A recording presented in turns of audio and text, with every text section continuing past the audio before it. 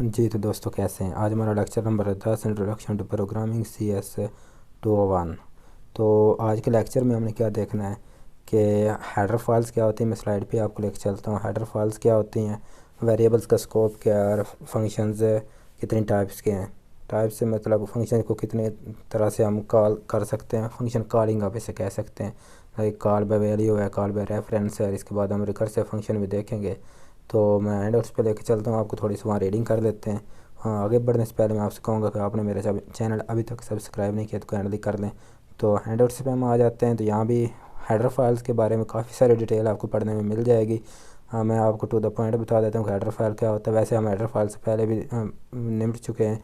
Like जब हम आयो स्ट्रीम देख रहे थे वो हेडर फाइल ही थी। तो हेडर फाइल क्या चीज़ होती है। हेडर फाइल एक्चुअली में कम्बिनेशन होता है फंक्शंस का। जब डिफरेंट फंक्शंस यानी हम बनाते हैं सेपरेटली तो उनके लिए हमें ज़्यादा कोड करना पड़ता है। तो उसका तोड़ ये होता है कि हम फंक्शंस को हेडर के अंदर शामिल कर देते हैं और हेडर को हम इंक्लूड कर लेते हैं अपने प्रोग्राम के अंदर। तो इस तरह हमारी स्पेस बच जाती है, टाइम बच जाता है। बार बार लिखने के बजाय जस्ट हमने हेडर में शामिल कर दिया होता है। ठीक है। अभी इसके अंदर काफ़ी उन्होंने बताया कि डेक्लेरेशन है, डेफिनेशन है, प्रोटोटाइप है। तो ये रीडिंग इतनी ज़्यादा इंपॉर्टेंट नहीं, जैसा आपको टू द पॉइंट जो पॉइंट एक्चुअली में है वो पता होना चाहिए कि हेडर फाइल क्यों हम यूज़ करते हैं। ठीक है। और उसका बेनिफिट क्या होता है अभी पता चल गया ना। बेनिफिट क्या होता है कि टाइम और स्पेस दोनों बचाते हैं। ठीक है। यानी हम जब डिफरेंट फंक्शंस बनाएंगे, उनके प्रोटोटाइप्स होंगे, उनकी डेक्लेरेशन होगी, तो वो ज़्यादा स्पेस होगी और बार बार हमें लिखना पड़ेगा कोड के अंदर। तो हम क्या करते हैं, उनके हम हेडर बना लेते हैं। तो हेडर को हम कॉल कर देते हैं। कॉल करने के बाद हमें बार बार उन्हें लिखने की ज़रूरत प्रोग्राम के अंदर नहीं रहती है। ठीक है। लाइक जिस तरह हम आयो स्ट्रीम डॉट एच वगैरह शामिल कर रहे थे, ये भी एक तरह का हेडर ही है। तो इसको शामिल किसी भी हेडर को शामिल करने से पहले हमें अपनी प्रोसेसर या आप उसे कह सकते हैं डायरेक्टिव वो यूज़ करना पड़ता। लाइक हम शॉप इंक्लूड वगैरह शामिल कर रहे थे। ठीक है। डायरेक्टिव भी इसे कहते हैं, प्री प्रोसेसर भी कहते हैं। तो शॉप इंक्लूड वगैरह हम शामिल करते हैं। शॉप यानी जो हमारा ये वाला साइन होता है, इसे शॉप हम कोडिंग की लैंग्वेज में कह रहे होते हैं। ठीक है। अभी आई स्ट्रीम तो देख लिया आपने, हेडर किस तरह शामिल करता है। अभी अगर आप पाई की वैल्यू यूज़ करना चाह रहे हैं, लाइक हमने पिछले वीडियो में अगर देखा था जब हम सर्कल का रेडियस आई थिंक लूम कर रहे थे, तो हम पाई टू आर का फार्मूला था या पाई आर स्क्वायर आई थिंक था।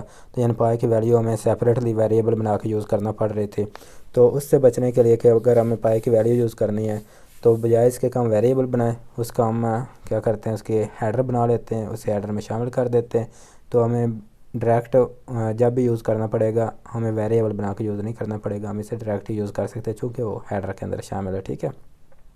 इसी तरह कुछ पहले से ही लाइब्रेरीज़ जो होती हैं सी लैंग्वेज बनाने वालों ने या C++ बनाने वालों ने वो बनाई हुई हैं। लाइक हम आयो स्ट्रीम बना रहे हैं, अगर मैथमेटिकल में काम करना है तो हम मैथ डॉट एच वगैरह या कोनियो डॉट एच वगैरह शामिल कर देते हैं। एक दफ़ा आपने रीड करना हो तो लाजमी कीजिएगा, अदरवाइज़ इसमें इतनी कोई इंपॉर्टेंट चीज़ नहीं है। स्कोप ऑफ आइडेंटिफायर्स पहले तो मैं आपको बता देता हूँ आइडेंटिफायर क्या होते हैं। आइडेंटिफायर वो नाम होते हैं या वो नेम्स होते हैं जो कोई भी प्रोग्राम लिखने वाला अपने प्रोग्राम के अंदर यूज़ करता है। ये नाम हो सकते हैं, वेरिएबल्स नेम हो सकते हैं, फंक्शंस नेम हो सकते हैं, या कोई भी लेबल का नाम हो सकता है। तो वो हमारे होते हैं आइडेंटिफायर्स। अब स्कोप ऑफ आइडेंटिफायर क्या होता है।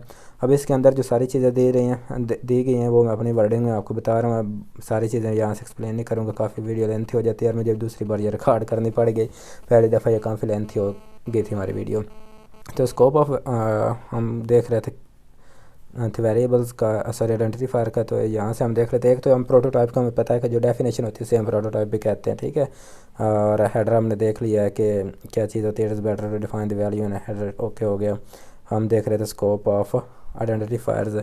आइडेंटिफायर्स क्या होते हैं वो भी हमें पता चल गया कि आइडेंटिफायर्स होते हैं कि जो नाम हम यूज़ करते हैं। स्कोप ऑफ आइडेंटिफायर, स्कोप से मुराद एक्चुअली में विजिबिलिटी, कि हमें दिखाई कहाँ पे देता है, कैसे देता है। ठीक है। स्कोप दो तरह के हैं। मैं आपको अपने पास से पहले तो बता देता, अपनी वर्डिंग यूज़ करता हूँ, उसके बाद मैं यहाँ से एक्यूट कर दूँगा। स्कोप दो तरह के, एक ग्लोबल स्कोप है, एक लोकल स्कोप है। जो लोकल स्कोप होता है उसकी डेफिनेशन आपके सामने यहाँ पे स्लाइड के अंदर है। कोई भी वेरिएबल जो हम यूज़ करते हैं inside the blocks of code, यानी कोड ब्लॉक्स के अंदर जो यूज़ करते हैं वो उधर ही यूज़ होता है। उस ब्लॉक के बाद बाहर हम इसे यूज़ नहीं कर सकते। एक तो ये चीज़ हो गई। हाँ, दूसरा जैसे कोई फंक्शन है, फंक्शन के अंदर हम कोई वेरिएबल डिक्लेयर करते हैं तो उस फंक्शन के अंदर ही हम यूज़ कर सकते हैं, उसके बाहर यूज़ नहीं कर सकते। ये दोनों मिसालें हैं लोकल वेरिएबल्स की। लेकिन जो दूसरा मैं आपसे कह रहा था ग्लोबल वेरिएबल जो यूज़ होता है ऐसे कि हमने मेन मेथड से पहले उसे यूज़ कर लेना होता है, ठीक है, और उसे आप प्रोग्राम के अंदर कहीं भी यूज़ कर सकते हैं। लोकल को जहाँ आप जिस कोड ब्लॉक्स के अंदर या फंक्शन के अंदर डिक्लेयर करेंगे उधर यूज़ होगा, और जो ग्लोबल होगा उसे आप अपने प्रोग्राम के अंदर कहीं भी यूज़ कर सकते हैं। अभी हम हैंडआउट्स पे आते हैं, वहाँ से आप देख लेते हैं जल्दी से। अभी यहाँ एक उन्होंने मिसाल के तौर पे एक फंक्शन बनाया, जैसे वाइड फंक्शन 1 है, इसका इंट आई है, और फिर उसके बाद है यहाँ पे एक्चुअली में ये तो वो आइडेंटिफायर बता रहे हैं। आइडेंटिफायर क्या होते हैं वो मैंने आपको बता दिया कि जो वेरिएबल्स या फंक्शन वगैरह के नेम होते हैं वो हमारे आइडेंटिफायर्स होते हैं। अच्छा जी, अच्छा एक चीज़ ये कि एक फ़ंक्शन के अंदर जो वेरिएबल बनाया जाता है उसे हम दूसरे में यूज़ नहीं कर सकते, क्योंकि ये लोकल स्कोप में, जैसे यहाँ पे इंट आई है ना एक फ़ंक्शन के अंदर, फंक्शन 1 के अंदर, अब आई को आप फंक्शन 2 के अंदर नहीं यूज़ कर सकते, कंप्लीशन एरर आ जाएगी, ठीक है, क्योंकि ये लोकल स्कोप के अंदर यूज़ किया गया है। यानी कोई भी वेरिएबल जो जिस कोड ब्लॉक के अंदर यूज़ हो डिक्लेयर करते हैं उधर ही वो यूज़ होता है, उससे बाहर हम यूज़ नहीं कर सकते। हाँ, उसके अंदर हम यूज़ लाजमी कर सकते हैं, बाहर नहीं कर सकते, क्योंकि ये लोकल वेरिएबल है। लाइक आप यहाँ इस मिसाल को एक दफ़ा देख लें, इन टाइप का एक ऑर्डर वेरिएबल डिक्लेयर किया गया है, फिर आप उसके कोड ब्लॉक्स में आ गए, मज़ीद इनर अंदर आप आ गए तो आपने एक यहाँ इंट इनर बनाया है, और इनर को आपने ऑर्डर की वैल्यू असाइन कर दे, ये तो हो जाएगा। क्यों? क्योंकि इसके ऊपर हमने ऑर्डर वेरिएबल डिक्लेयर किया हुआ था, कोई प्रॉब्लम नहीं होगी। अब इंट इनर जो है ना ये इनर ब्लॉक्स के अंदर है, लेकिन अगर आप इसे आउटर ब्लॉक्स में यूज़ करना चाहेंगे तो ये कंप्लीशन एरर आ जाएगी। क्यों? क्योंकि उसी ब्लॉक के अंदर जिधर डिक्लेयर किया था उधर उसे यूज़ कर सकते हैं, उससे बाहर यूज़ नहीं कर सकते, उसके अंदर कर सकते हैं। जैसे इंट आउटर को हमने आगे वाले जो उसके सब ब्लॉक्स थे उसके अंदर तो यूज़ कर रहे हैं, लेकिन आप इसे मेन ब्लॉक्स में यूज़ नहीं कर सकते हैं, ठीक है। बाकी आप डेफिनेशन जो थ्योरी दी है वो आप एक दफ़ा पढ़ना चाहें तो पढ़ सकते हैं, अदरवाइज़ जो कंसेप्ट मैंने आपको दिया है वो बात आप जहन में बिठा लें। अब यहाँ पे एक दफ़ा आप देख लीजिएगा कि वाइड इंक्रीमेंट का एक हमने बनाया है मेथड। अब इंट नाम यहाँ पे क्या चीज़ है कि आप एक ही नाम के कोशिश करें कि दो वेरिएबल्स ना यूज़ करें, आउटर भी हो और इनर भी हो। कोई इसमें इससे कोई एरर तो नहीं आएगी, but it's a bad practice. Okay हो गया। और आगे हमारे पास कौन सा टॉपिक आ जाता है? अच्छा, यहाँ तक आपने देखा कि ये लोकल वेरिएबल्स क्या होते हैं, जिधर डिक्लेयर किया वहाँ यूज़ करता है। अभी देखते हैं कि ग्लोबल वेरिएबल्स कौन से होते हैं। ग्लोबल वेरिएबल्स होते हैं जैसे कि आप यहाँ देख रहे हैं कि मेन से पहले हमने डिक्लेयर किया हुआ इंट साइज़। अब मेन के अंदर जितना कोड होगा, जितने मर्जी या फंक्शन आ रहे हैं और कुछ भी कर रहे हैं, ये वाला जो इंट है ना साइज़ वेरिएबल, इसे आप अंदर कहीं भी यूज़ कर सकते हैं, ठीक है। ये होता है ग्लोबल वेरिएबल। लोकल वेरिएबल को जिधर डिक्लेयर करते हैं उसी ब्लॉक्स के अंदर यूज़ कर सकते हैं, और ग्लोबल वेरिएबल को आप कहीं भी यूज़ कर सकते हैं मेन के अंदर। ओके हो गया। यहाँ उन्होंने ये करके दिखाया हुआ भी है। अब ये वाला प्रोग्राम तो मैं आपको नहीं करवा रहा, क्योंकि हम टाइम वेस्ट नहीं करना चाह रहे, कोशिश करेंगे शॉर्ट से शॉर्ट टाइम के अंदर हम अपना मैक्सिमम कॉल कर सकें। अच्छा जी, फंक्शन कॉलिंग क्या होता है? ये दो तरह की है, कॉल बाय वैल्यू है, कॉल बाय रेफरेंस है। कॉल बाय वैल्यू जो फंक्शन होता है इसका मतलब ये होता है कि जब हम फंक्शन बना लेते हैं और जब उसे कॉल करना होता है तो हम जस्ट उसकी वैल्यू को यूज़ करते हैं, उसकी वैल्यू यूज़ होती है। जो ओरिजिनल फंक्शन होता है उसे हम यूज़ नहीं कर रहे होते। कॉल बाय रेफरेंस में होता है कि जो ओरिजिनल है हमने मेथड के अंदर फंक्शन के अंदर जो चीज़ लिखी हुई है हम उसका रेफरेंस यूज़ करते हैं, और उसकी जो ओरिजिनल वैल्यू है उसे यूज़ कर रहे थे।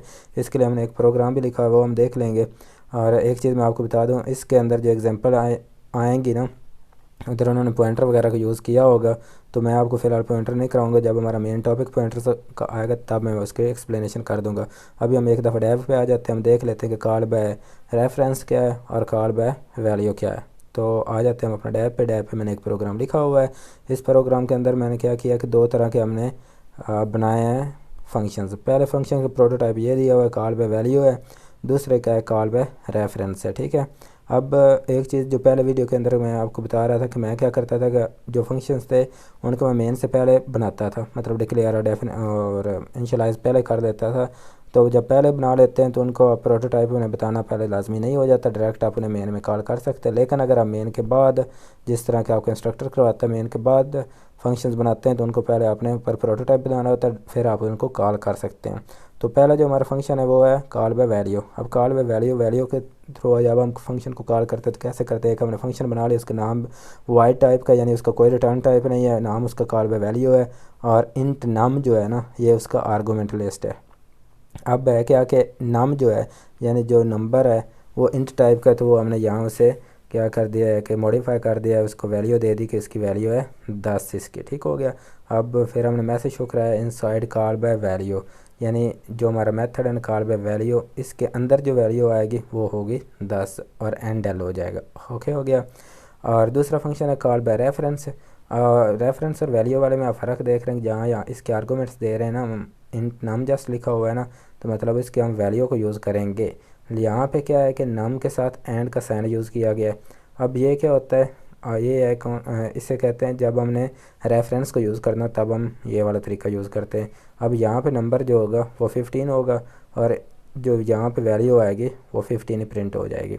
अभी हम आ जाते हैं वापस मेन में। अब मेन में देखें कि पहले हमने क्या किया हुआ है, यहाँ एक वेरिएबल डिक्लेयर भी किया, इनिशियलाइज भी किया हुआ है इंट टाइप का, और उसकी वैल्यू है 5। अभी हम पहले वाले जो फंक्शन है ना कॉल पे वैल्यू, उसको कॉल करने वाले हैं। अब उसको कॉल करने से पहले हम ये जो नंबर 5 है इसको प्रिंट करवा रहे हैं यहाँ पे इस लाइन पे।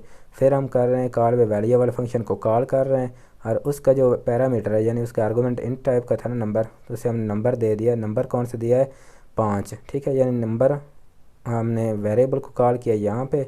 एक्चुअली में हमें यहाँ यूज़ तो करना पड़ना था ना, तो यहाँ कौन सी वैल्यू आएगी, ये वाली 5 आनी चाहिए। वैसे एक्चुअली में ये 5 आएगी नहीं, ये वाला हमने पैरामीटर दिया है। इसका मतलब ये है कि हम क्या कर रहे हैं, ये वाला यूज़ कर रहे हैं, और इसकी वैल्यू कितनी है, 10 है। ठीक हो गया, 10 आ जाएगा। अभी हम रन करके भी देखते हैं। उसके बाद यानी पहले हमारी ये नंबर की वैल्यू आएगी, इस नंबर का वेरिएबल आएगा यहाँ पे, फिर हमारे फंक्शन वाले की वैल्यू आ जाएगी यहाँ पे, फिर after call by value. After call by value जब ये फंक्शन कॉल एक दफ़ा हो जाता है उसके बाद हम नंबर को प्रिंट करवाएंगे तो कौन सी वैल्यू आएगी, एक चीज़ होगी। फिर अगर हम कॉल बाय रेफरेंस को यूज़ कर रहे हैं तो सेम हम पहले रेफरेंस को मेथड को कॉल करने से पहले नंबर को प्रिंट करा रहे हैं, यानी 5 ही आएगा।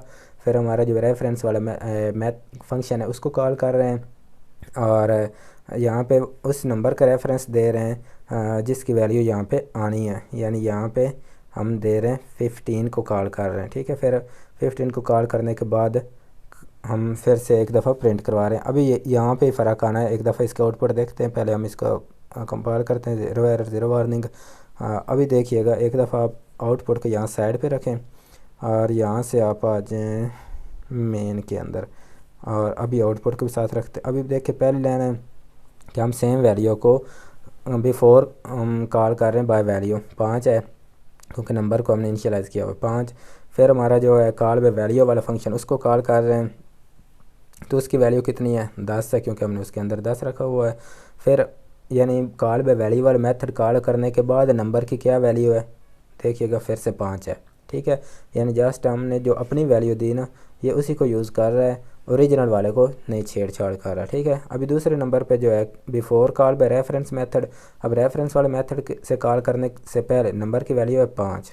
ओके हो गया। अब रेफरेंस वाले हमने मेथड को या फंक्शन को कॉल किया है तो उसकी वैल्यू थी 15। अब हुआ क्या कि जब हम उस मेथड को कॉल करते हैं तो इसका मतलब है कि उस एड्रेस पे जो वैल्यू पड़ी वो हमें नज़र आ गई। ठीक हो गया, अब मेथड कॉल हो गया। उसके बाद अगर आप नंबर को कॉल कर रहे हैं तो एक्चुअली में वो कर क्या रहा है कि उस रेफरेंस पे जो वैल्यू पड़ी उसको उठा रहा है, यानी ये जो नंबर है इस ये कहाँ से वैल्यू लेके दिखा रहा है हमें, जो यहाँ पड़ी हुई, यहाँ कौन सी पड़ी हुई है, ये 15 पड़ा हुआ है, तो इसलिए यहाँ पे 15 आ रहा है। तो यही फ़र्क है कॉल बाय रेफरेंस में और कॉल बाय वैल्यू के अंदर। ठीक है, आई होप मैंने आपको एक्सप्लेन ठीक से कर दिया। अगर नहीं समझे तो आप कमेंट करके फिर भी मुझसे पूछ सकते हैं। तो हम वापस आ जाते हैं अपने हैंडआउट्स पे। अभी हमने ये वाला टॉपिक सारा कवर कर लिया। अच्छा, जो चीज़ मैं बता रहा था, ये जैसे पॉइंटर का यूज़ किया गया है। पॉइंटर होते हैं किसी चीज़ के लोकेशन या एड्रेस की तरफ पॉइंट करते हैं, ये चीज़ ज़हन में बिठा लें, और आगे जब पॉइंटर्स वाला टॉपिक आएगा तो उसमें जाके हम इसको अच्छी तरह से ज़्यादा और एक्सप्लेन कर पाएंगे। ठीक है, अच्छा जी, और एक और चीज़ ये यहाँ पे आप देख लें, यहाँ शार्प इंक्लूड के बाद math.h लिखा हुआ है, ये एक लाइब्रेरी है यानी एक हाइडर है, क्योंकि सी या सी प्लस प्लस के अंदर बाय डिफ़ॉल्ट हम मैथ के फंक्शन इंस्टॉल नहीं होते हैं। तो जब हमें मैथमेटिकल फंक्शन यूज़ करने होते हैं तो हम उसके लिए ये लाइब्रेरी यूज़ कर लेते हैं, क्योंकि इसके अंदर प्री डिफाइंड ही मैथ के फंक्शंस वगैरह होते हैं। मैथमेटिकल हम काम इसको यूज़ करते हुए कर सकते हैं, और आपको पता है कि ये शार्प इंक्लूड क्या होता है और इसे हमने किधर यूज़ करना होता है, इससे पहले मैं आपको ये बता चुका हूँ। ये हमने देख चुके हैं कि कॉल पर रेफरेंस क्या है, और ये सारी रीडिंग मैं आपको अब नहीं करवाने वाला, क्योंकि इसलिए तो मैंने आपको सेपरेट ये प्रोग्राम करवा दिया। हाँ, यहाँ पे पॉइंटर का थोड़ा सा यूज़ है, लेकिन अभी पॉइंटर का टॉपिक नहीं है, जब आएगा तो मैं आपको अच्छी तरह से एक्सप्लेन कर दूंगा। और एंड पे हमारे पास है रिकर्सिव फंक्शन। अब रिकर्सिव फंक्शन क्या होते हैं, इसको आप वन वर्ड में ऐसे समझ लें कि ये ऐसे फंक्शन होते हैं जो अपने आप को रिपीट करते रहते हैं। यानी ऐसे फंक्शन जो अपने आप को रिपीट करते रहें उन्हें कहते हैं रिकर्सिव फंक्शन। मिसाल के तौर पर अगर हमने किसी की पावर लेनी है तो उसमें पावर में होता क्या, लाइक हम 2 की पावर 8 लेना चाह रहे हैं, तो अब 2 क्या होगा, वो अपने आप के साथ 8 बार मल्टीप्लाई होगा ना। अगर हम किसी का फैक्टोरियल मालूम करना चाह रहे हैं तो सेम वो भी इसी तरह काम करता है। ठीक हो गया। तो ऐसे फंक्शंस को कहते हैं रिकर्सिव फंक्शन। एक दफ़ा आपने रीड कर देना है, बाकी बात इसमें यही जो मैंने आपको बता दी, ये फैक्टोरियल और पावर वाला चीज़ बताई जा रही है। अब रिकर्सिव फंक्शन के 2 पार्ट्स होते हैं, एक बेस केस होता है, एक रिकर्सिव केस होता है। अब बेस केस कैसे, लाइक जैसे मैंने आपको बताया कि 2 की पावर 8 हमने करना थी, यहाँ 2 जो है ये बेस है और 8 जो है वो रिकर्सिव पार्ट है। ठीक हो गया। अभी यहाँ ये सारे रीडिंग आपको करने की ज़रूरत नहीं है, अगर आप चाहें तो कर सकते हैं। अच्छा जी, और एक बात और यहाँ पे जो थी, हाँ जी, एक बात और है, वो ये है कि आप चाहें तो प्रोग्राम को क्या कहते हैं, यहाँ टिप्स के अंदर भी आई थिंक आया होना, लाइक पहले हम टिप्स देख लेते हैं, उसके बाद देख लेते हैं जो मैं कहने वाला था। Header file is a nice mechanism to put function prototype and define constants global constants in a single file. ये पहले भी हम हेडर वाले टॉपिक में देख चुके हैं कि हेडर फाइल इस चीज़ के लिए बेहतर होता है कि उसके अंदर हम हेडर के अंदर सारी चीज़ें बता देते हैं, बार बार यूज़ करने की ज़रूरत नहीं होती है। फिर हमने देखा था इसके अंदर स्कोप्स वगैरह क्या होते हैं। फिर हमने देखा कॉल बाय रेफरेंस और कॉल बाय वैल्यू में क्या फ़र्क होगा। ठीक है। फिर हमने देख लिया है कि रिकर्सिव फंक्शन वगैरह क्या होते हैं। तो आई होप आपको इसकी समझ आई होगी। अगर नहीं समझ आई तो आपने मुझे एक दफ़ा कमेंट कर देना कि आपको किस जगह पे किस चीज़ की समझ नहीं आई, तो मैं पूरी कोशिश करूँगा वो चीज़ समझाने की। अभी प्रोग्रामर पे डिपेंड करता है कि वो प्रोग्राम को एलिगेंट यानी लेस प्राइस में सॉल्व करना चाह रहा है अपने कोड को या अपने प्रॉब्लम को, या एफिशिएंट से हाई प्राइस के अंदर सॉल्व करना चाह रहा है। तो ठीक है, अभी हमने इसके अंदर देख लिया कि हेडर फाइल्स के देख लिया, स्कोप ऑफ वेरिएबल्स देख लिया, फंक्शंस देख लिए और रिकर्शन देख ली। ठीक है।